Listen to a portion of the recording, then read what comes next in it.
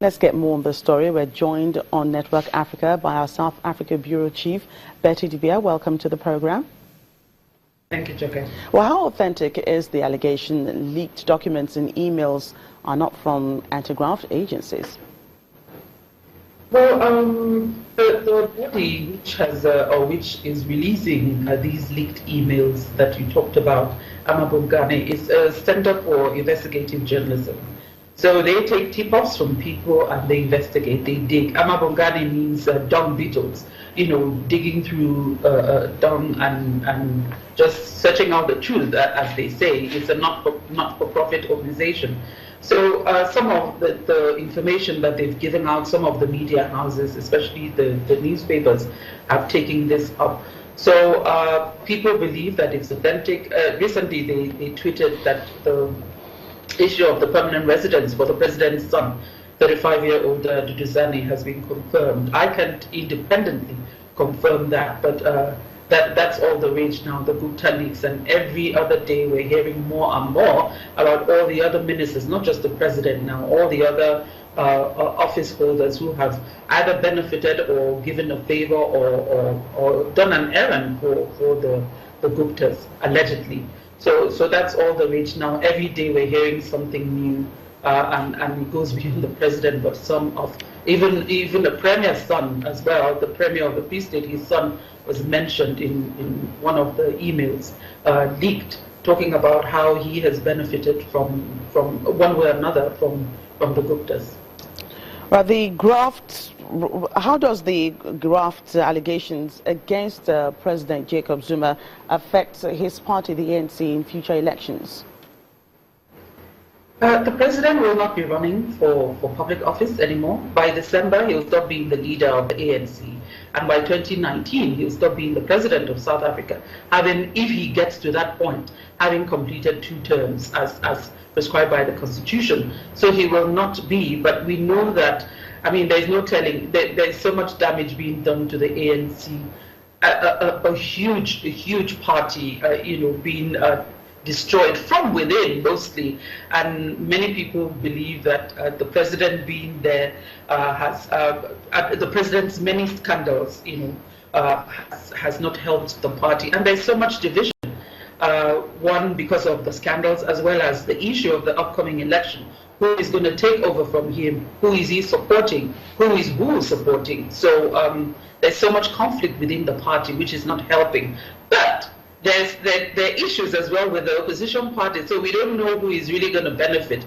The problem with the DA, as you get to hear if you haven't heard about the issue of the former leader against the current leader, who is black and the other is white.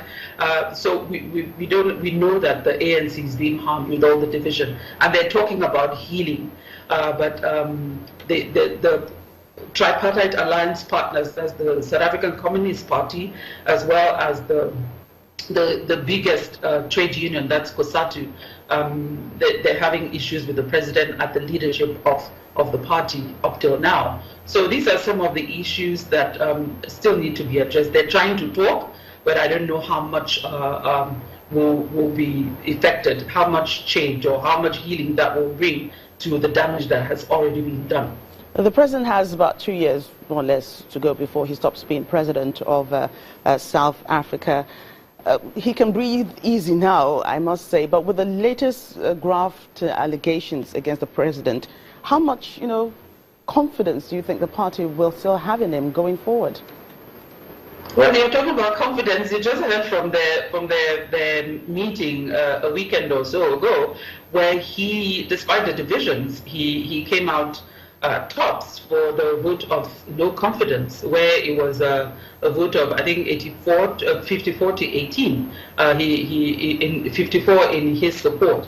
But beyond the president, who will cease to be the leader of the ANC by December this year, there is a problem within the party, and I don't know. They really have to do a lot, because people are saying if there is no other choice, we will not vote. That means there will be reduction in the numbers for the ANC, and that's a problem, and a lot of people are worried about that. How would the president or the court handle this case against the president, since he ignored the previous instructions to pay back about $16 million spent in the renovation of his home, private home, that is? Well, we're looking at the president has numerous cases in court. And in this particular case, some people have dared the president. If you say these emails, these leaked emails are not authentic, we dare you to take these people to court. But another thing regarding the paying back of the money, the president has since paid back the money that the Concord asked him to pay, which is 7.8 million rands. He since paid that back. He said he got a loan from a community bank, and he paid that back within the prescribed time. Thank you. So regarding Gandla, he has paid back the money. Right, thank you so much for your thoughts on that issue. Our South Africa Bureau Chief, Betty Dibia, reporting there. The Israeli ambassador to Senegal has been asked to return to a post after he was recalled last year following the cast support of a UN Security Council resolution against Israeli settlements. The announcement was made after a meeting between Israeli Prime Minister Benjamin Netanyahu and Senegal President Macky Sall on the sidelines of an economic community of West African states gathering in Liberia. Mr. Netanyahu addressed ECOWAS as a guest speaker on Sunday and met with several African leaders, including Ibrahim Boubacar Keïta, the president of Mali, a Muslim state with whom Israel has no diplomatic relations. A statement from Netanyahu's office said Senegal had agreed to support Israel's candidacy to become an observer nation at the Organization of African Unity. The two states also agreed to resume joint projects and cooperation in security and agriculture. Today we seek to share our experience with the governments and peoples of Africa. ECOWAS' mission is to increase peace and prosperity by harnessing Africa's vast resources. I came to Africa last year, to East Africa. I saw these resources firsthand. I saw diversity and richness. I saw passion and productivity.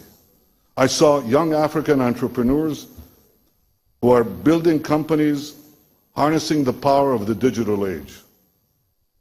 Africans are seizing the future. Israel wants to seize this future with you. You truly have no better partner for this mission than Israel.